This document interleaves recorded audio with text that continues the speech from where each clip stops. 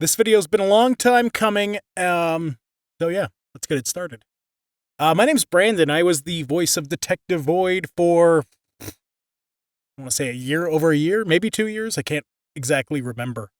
But I had a lot of people asking me in the last couple of years a lot of stuff about whatever happened to Detective Void and just asking me about voicing him in general. So I thought I'd make a little video answering some questions. A lot of people know that I said I'd make this video back last summer, but I'll just be straight up with it. My mental health is kind of hit and miss. I have depression and it's pretty paralyzing sometimes. Especially lately. Last year was really tough because there was, the big boom in artificial intelligence, and of course a lot of that involves AI voiceover. And for me, it really hit home. I just felt useless for a long time, and part of me still kind of getting over that. So, yeah, I guess that's why I spent a lot of time kind of mulling making this video and going back and forth whether I should or shouldn't. And not that anything happened that I, shouldn't have made it or what. Yeah, I've just been really, my mental health's been hit and miss lately, so I wanted to be in the right state of mind to do this. And I don't even know if I am in the right state of mind to do this still, but I think I felt like I kind of owed it to the people who used to watch Detective Void, even though I wasn't the one in charge of producing it. I was just the voice. I wanted to kind of give some people some closure on what happened and what happened with the YouTube channel, even though I don't know everything. I can tell you what I do know and what I went through with the process of voicing Void and what it was like. So I'm going to go through, I have a couple questions on Discord and a couple on Reddit. I'm not going to go through it. I'm not going to put through screenshots of all the questions and all that. I don't have that kind of time, to be honest. But I'll read them out and answer them as I can, and hopefully that kind of gives you guys a picture of what I was doing from, I guess, July 2020 to 2022 at some point. So let me just bring up my thing here. My first question is from my friend Romaine. How was your experience? Voiceover guy can't even say the word experience. How was your experience on having to voice act? My gosh, I can't say it today. How was your experience on having to voice act on the plot episodes?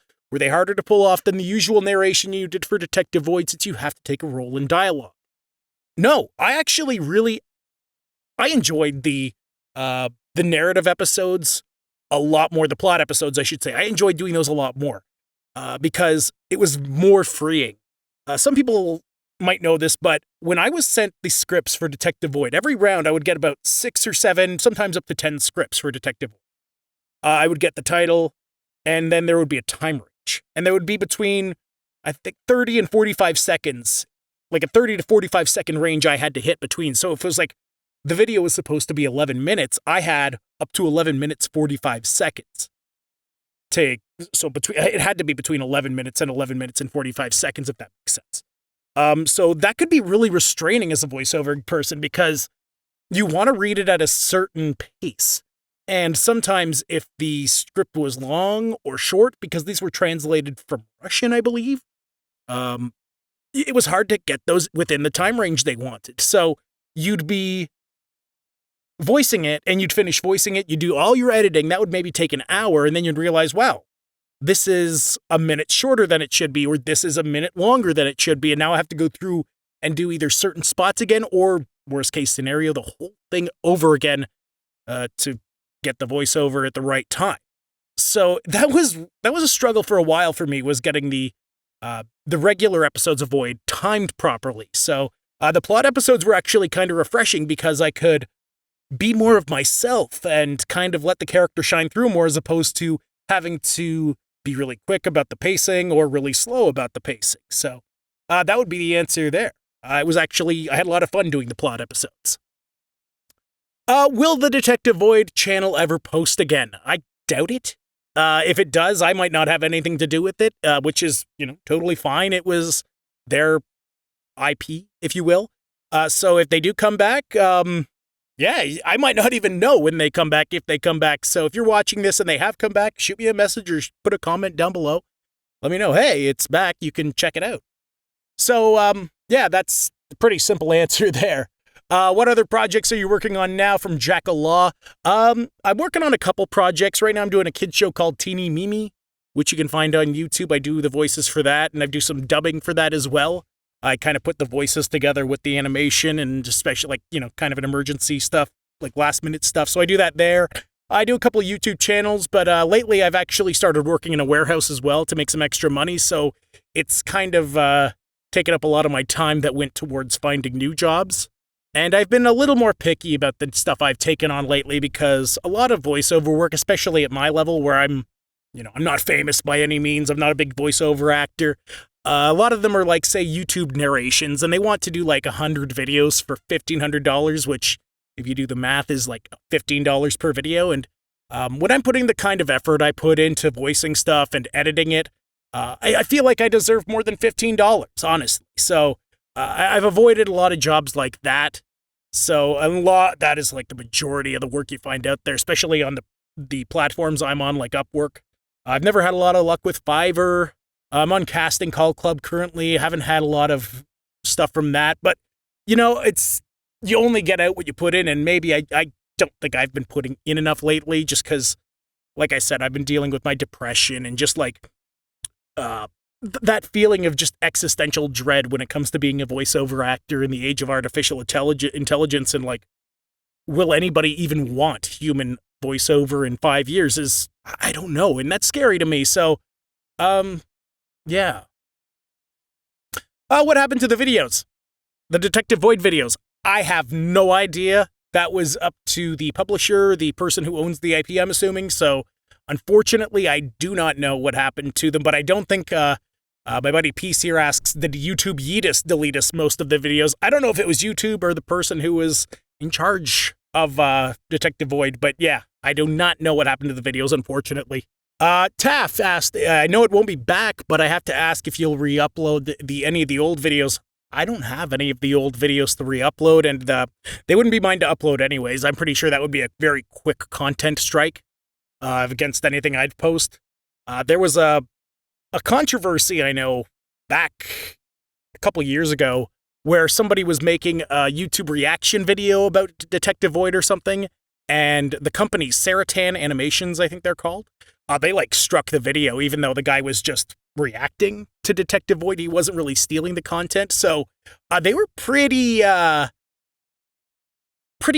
when it came to like what they will allow and won't allow. So yeah, I do not have the videos to post them, and they're not mine to post anyway, so I'd probably get in trouble for doing that.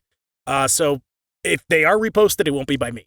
Another question I got regarding whether I was ghosted by the production team that made Detective Void, and the simple answer to that is yes.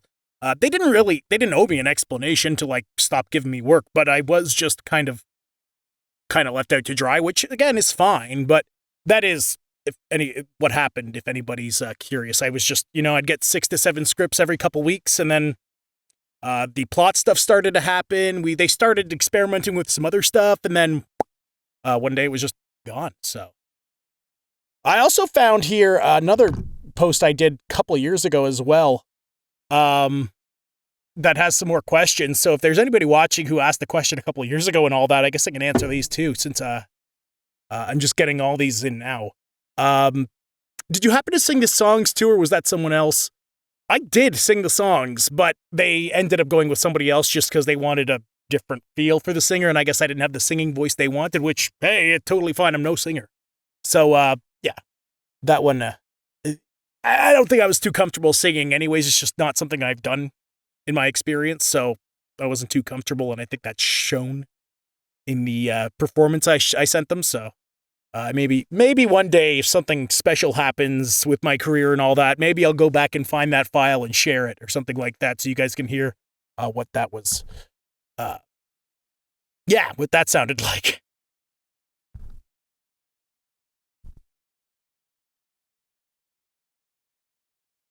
Yeah, if anybody's curious, I did play the character Moki too.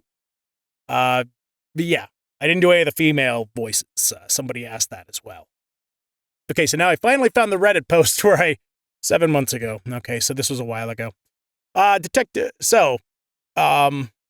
see. Somebody asked me what the lore of the Detective Void character was.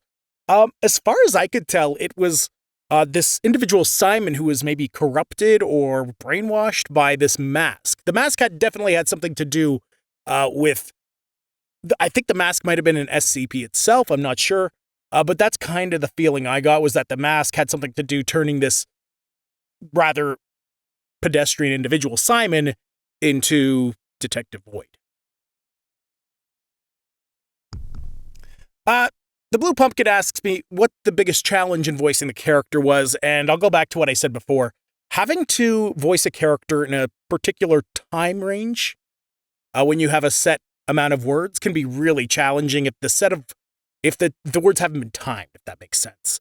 So I don't know if the studio wanted to have all the videos across all the languages be around the same length, or whether they had already, I think it was because they already made the video and like they could only do so much with that. But the voiceovers had to be within a range of time, whether it be, between 10 minutes and 10 minutes and 30 seconds or 11 minutes and 11 minutes 45 seconds. I always had to hit a certain range when I was making the voiceovers for Detective Void. And these are the SCP videos, the kind of regular videos we made. The plot videos didn't have that kind of restraints, I should say. But yeah, that's pretty much most of the questions I got from both Discord and Reddit. I'm more than happy to answer any questions you might have in the comments section.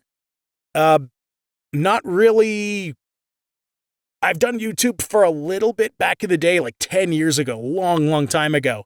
I did some Pokemon content, so this is not what I'm used to doing, and I hope it's I know it's like crap, looks like crap in here with my Kevin Owens shirt and my little... It gets the job done voiceover-wise, but it's not a video setup by any means. But if you've gotten this far, thank you for watching. Hopefully I've answered any questions you might have had. Again, if I haven't, down in the comments section, I'd be glad to.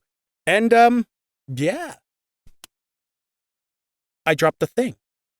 Yeah, maybe I'll make another video just covering just some random stuff I want to make. My dog's barking. I gotta go.